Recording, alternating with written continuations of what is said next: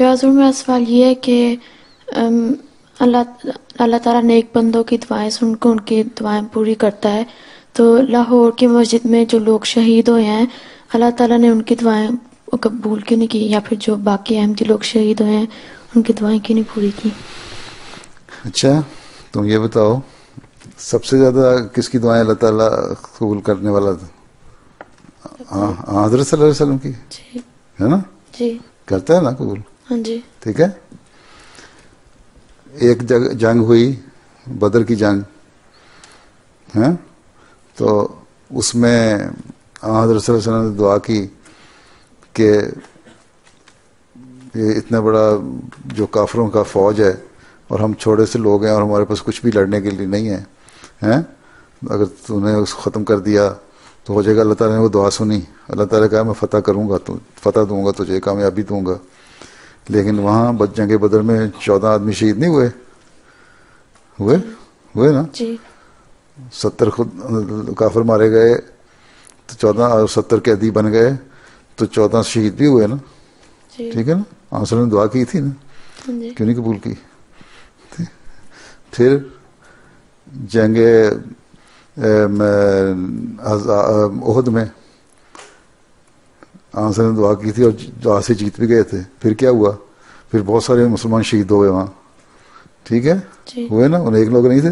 حضرت حمزہ جو بہت تھے آنسر سے بہت پیار کرنے وہ شہید ہوئے، بلکہ یہاں تک کہ حضرت صلی اللہ علیہ وسلم کو خود زخم آئے، ایک نیزہ تیر یہاں لگا اندر گڑ گیا ہیں، جی آپ کا دانت شہید ہوا، دانت نکل گیا، زخم گہرا آیا، آپ بے ہوش ہو کے گر پڑے ہیں، اور دوسرے جو مسلمان تھے آپ کے اوپر گر گئے، آپ بالکل نیچے دب گئے. کافروں نے سمجھا کہ آپ بھی نعوذ باللہ شہید ہو گئے یا قتل ہو گئے، لیکن تھوڑی دیر بعد ہوش آیا، آپ نکل آئے. لیکن نقصان تو پہنچا نا انسانوں کو، شدید زخمی تھے، خون و خون ہو گئے. ٹھیک، دعائیں کی تھی نا.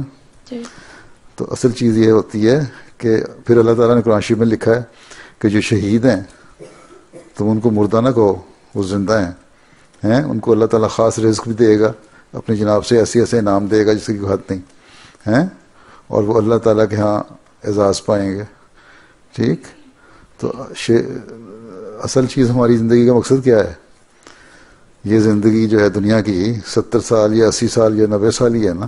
جی ٹھیک ہے، اس کے بعد تو کسی نے ہر ایک نے مر جانا نا. تو وہ جس نے موت جس میں اللہ تعالیٰ راضی ہو جائے اور گناہ بھی بخش دے، اصل تو یہی چاہتا ہے نا انسان کہ اللہ تعالیٰ خوش ہو ہمارے سے اور راضی ہو اور انعامات دے ہمیں. اور انعامات جو ملنے ہیں وہ اگلی جو زندگی ہے مرنے کے بعد کی، اس کا تصور زیادہ ہے نا مذہب میں، کہ وہاں اللہ تعالیٰ انعام دیتا ہے. ٹھیک ہے، یہی ایمان بھی ہے نا، یوم آخرت اور ایمان جو ہے یہی ہے نا. ٹھیک ہے،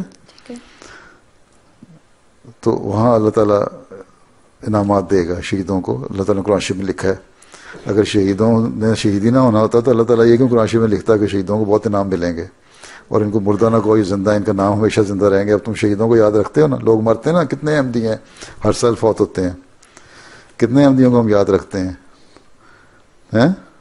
کوئی نہیں رکھتے. اب جب سے سید عبد اللطیف صاحب شہید جماعت احمدیہ میں پہلے شہید ہوئے، یا عبد الرحمان صاحب بھی، ان کو آج تک یاد رکھا ہوا نا. حضرت مسلم نے ان پہ کتاب بھی لکھ دی ہیں، یاد رکھتے ہیں نا ہم.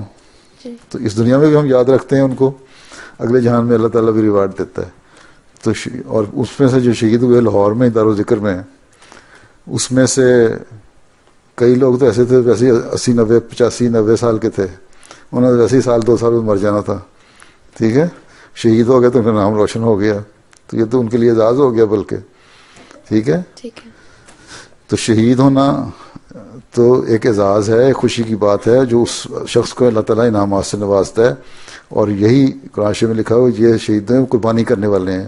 تم لوگ قربانی کرتے ہیں تو اس لیے ان کے جانے کے بعد ہم کہتے ہیں اچھا یہ لوگ قربان ہو گئے جماعت کی خاطر، تم جاؤ اللہ تعالیٰ کے پاس جاؤ. ہماری بھی ایک خواہش ہے، ہم بھی اس سنسار میں کہ ہم بھی اس مقام پہ پہنچیں. ٹھیک ہے، تو شہید ہونا ایک انعام ہے.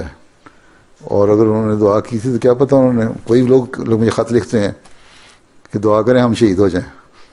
تم کہتی کہ دعائیں کرتے تھے تو شہید کو کیا پتہ انہوں نے یہی دعا کی ہو. ہیں ٹھیک ہے.